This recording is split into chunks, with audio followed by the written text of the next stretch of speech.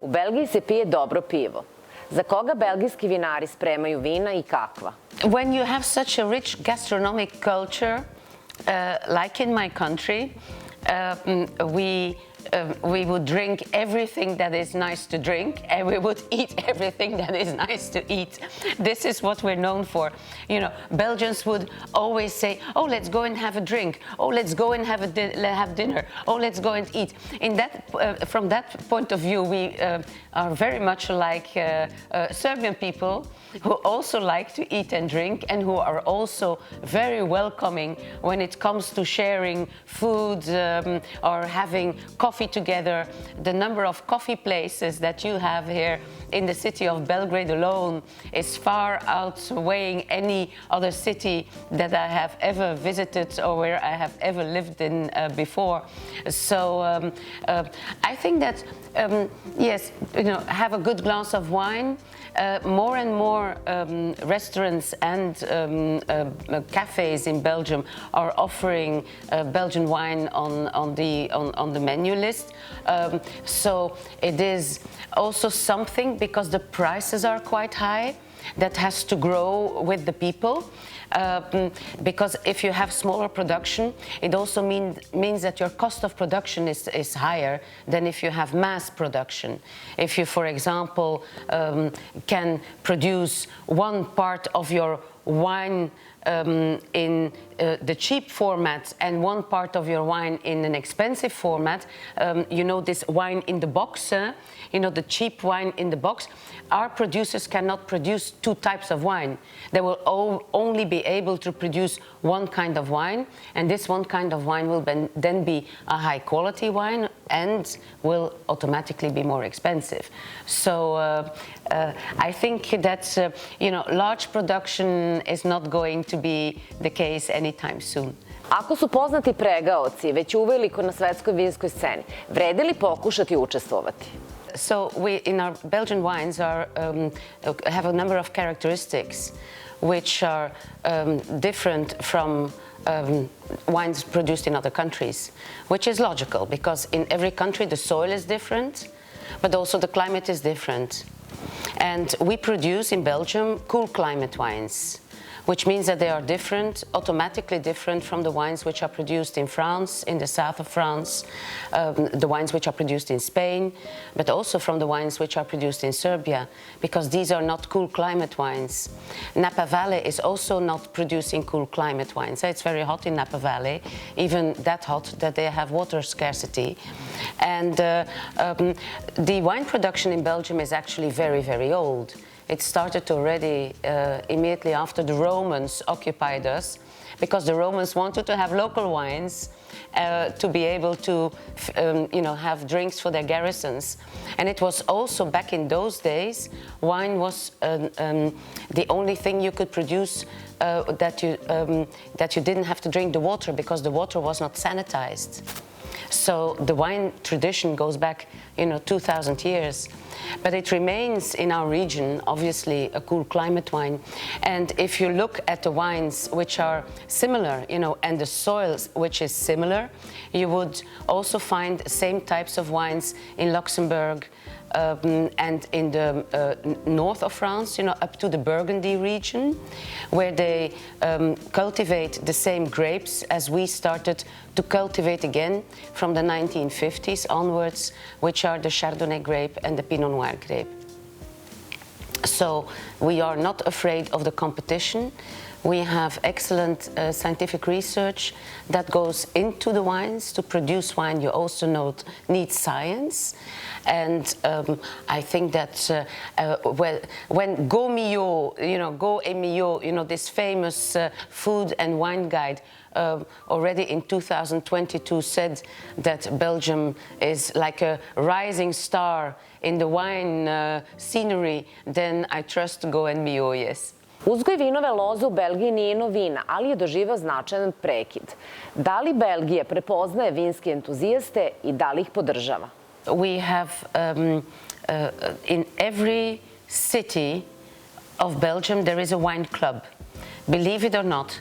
This is, I have friends who are spread all over the country, And there is a wine club in the south of Belgium, in Bastogne, where we have friends. There's a wine club in Bruges.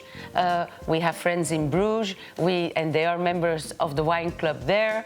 There is a wine club in Leuven. There is a wine club in Brussels. They even have a website, brusselswineclub.be. Oh no, .eu, brusselswineclub.eu. So there are enthusiasts everywhere, because and not only for Belgian wine. Those wine clubs also do, for example, blind tastings of wines from all over the world.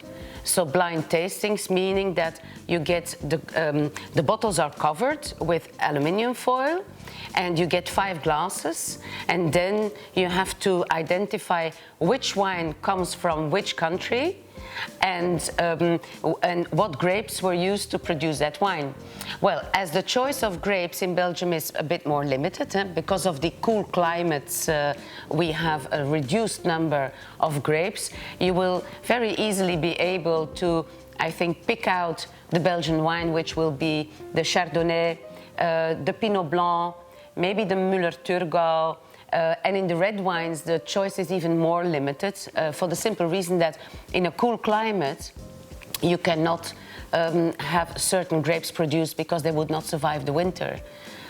So that means that you would already, be restricted to the only red wine grape that we have is Pinot Noir. Da li je tačno da je Belgija zemlja nasmijanih ljudi? Well, if Belgium is a country of smiling people, then I hope that I'm smiling enough today for you, for all the viewers at home. Yes, we are a good-humored people in general. It is also a very nice country to live. The quality of life is very, very high in Belgium. We have a good education system. We have an excellent healthcare system. Even people from other countries, neighboring countries, from Germany, the Netherlands, they come to Belgium to get surgery because we hardly have waiting lists. So we are really very, very spoiled. And when you're so spoiled, when the government is well organized, and where you have education accessible to all, then I think that we would all be smiling if we were to live in, the whole world would be smiling. Unfortunately, that is not the case. Not all countries are as lucky as Belgium is. We have also hard-working people. Labor productivity is historically high in Belgium. That means that people also have enough revenue, and home ownership, for example, is above 70%. That means that 70% of the people in Belgium own a house in which they live, which is also, I think, giving a certain rest of mind. So our life is very nice, and then of course we like to eat and we like to drink and we like to party, and you maybe also know that we are the country of the festivals. So we have, from the moment that the first sun is there in June, we have those big festivals of music. Tomorrowland, for example, is Belgian. This is the largest festival in the world, largest music festival in the world. And and then this is not new. This is present day life, but also, 50 years ago, 100 years ago, we were, I think, always a happy people. We have this big tradition of comic strips. And why is that? The way we see it as Belgians is that in some, from a certain point of view, our country, which has been occupied throughout the history, the people in a country that is occupied, they always try to resist the occupation. And comic strips are an ideal way to criticize what a person sees in society, happening in society. And as we, have a critical mind, we also have a lot of, people who tend to draw comic strips. For example, in our newspapers, every day there are comic strips. Every day.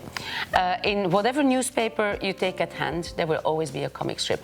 And then we have big talents. We have Tintin. You know, Hergé was an enormous talent and became world famous. And we have the Smurfs. And we have Suske and Wiske, you know, brother and sister, and they travel with their aunt to all those very, very dangerous places, and they always solve one or the other very difficult issue. But it's also in our painting. We have, for example, one of the founders of the Surrealist painting movement is René Magritte. And you might know this painting of his where he paints a pipe, you know, to smoke, and underneath the pipe is written, "This is not a pipe." And it's also one of the most famous paintings in the world. And so we tend to, you know, to have this sense of humor, which is a bit maybe different from the sense of humor of other countries, but comic strips are a very large part of our life. Surrealism is I would say, you know, a good part of our life as well. And this is the people we are. So you cannot change our nature. It will never. It will always be people who like to make jokes. You know, we like to make those jokes on difficult issues. You know, like on the government and have criticism. And but this is part of us.